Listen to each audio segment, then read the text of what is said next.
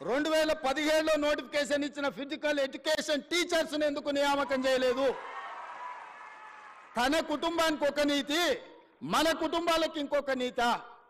ఇదే ఆ కుటుంబం నీతి. ఇంతకంటే ఉదాహరణగా నేను చెప్పాల్సిన అవసరం లేదు.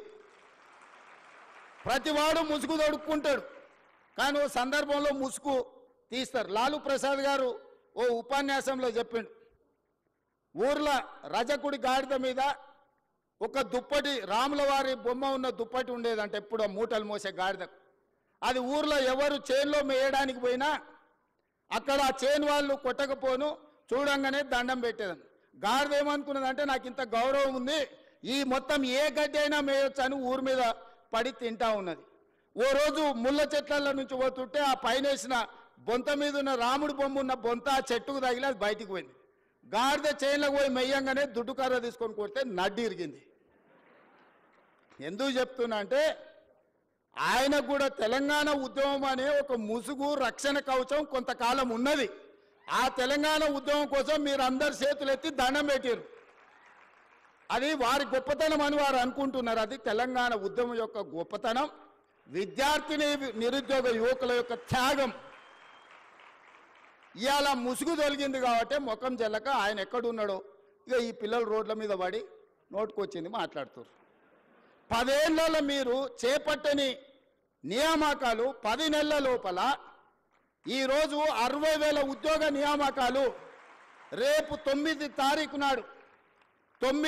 నాడు ఎల్బీ స్టేడియంలో 11,063 టీచర్ల ఉద్యోగ నియామక పత్రాలు అందించడం ద్వారా తండాలలో, గూడాలలో, మారుమూల పల్లెల్లో ఉన్న పేదల పిల్లలకు విద్యను అందించాలి, పాఠశాలలు ప్రారంభించాలి. దళితులు, గిరిజనులు, ఆదివాసీలు, బలైన వర్గాలు, మైనార్టీల పిల్లలు విద్యకు దూరం కావద్దు అని 11,063 మంది టీచర్ల నియామకాలు దసరా కంటే ముందు 9 తారీఖు నాడు సాయంత్రం 4 గంటలకు ఇవ్వబోతున్నాము. ఇది మా చిత్తశుద్ధి, ఇది మా బాధ్యత. నేను గొప్ప అనుకోవడం లేదు, ఇది బాధ్యత అనుకుంటున్నా. ఎందుకంటే తెలంగాణ నిర్మాణంలో పిల్లలు చదువుకున్నప్పుడే ఇవాళ మీరైనా మేమైనా ఈ వేదిక మీద ఇక్కడికి రాగలిగినామంటే మనం చదువుకోవడం వల్ల, ప్రభుత్వ పాఠశాలల్లో టీచర్లు మనకు చదువులు చెప్పడం వల్ల. 90% ఇక్కడికి వచ్చిన వాళ్ళు గవర్నమెంట్ స్కూల్లో చదువుకున్న వాళ్ళే నాకు తెలిసినంత వరకు. ఇలా పాఠశాలలు మూసేస్తే ఏమవుతుంది తెలంగాణ రాష్ట్రం? ఒక్కసారి ఆలోచన చేయండి. ఒక్కరోజైనా బాధ్యతతో ఆలోచన చేసిండు ఆయన? ఒక్కరోజైనా అసెంబ్లీలో చర్చ జరిగిందా? ఈ ప్రభుత్వం వచ్చినాక తెలంగాణ అసెంబ్లీలో చర్చలు మీరు చూస్తున్నారు కదా, బాజాబ్తా చర్చ పెడుతున్నాం కదా, మాకేం దాపరికం ఉంది? ఇవాళ మీరు ఇంజనీర్లు చాలా వరకు మున్సిపల్ కార్పొరేషన్లో కూడా మీరు చేయబోతున్నారు. మీ చేతుల మీద ఒక అద్భుతం జరగబోతుంది. రీజనల్ రింగ్ రోడ్డు, 360 కిలోమీటర్ల రీజనల్ రింగ్ రోడ్డు మీ చేతుల మీద నిర్మాణం కాబోతుంది. రేడియల్ రోడ్స్ మీ చేతుల మీద నిర్మాణం కాబోతున్నాయి. ఫ్యూచర్ సిటీ ఎయిర్పోర్ట్కు కూతవేటు దూరంలో ఫ్యూచర్ సిటీ, ఫార్మా సిటీ నిర్మాణం కాబోతుంది.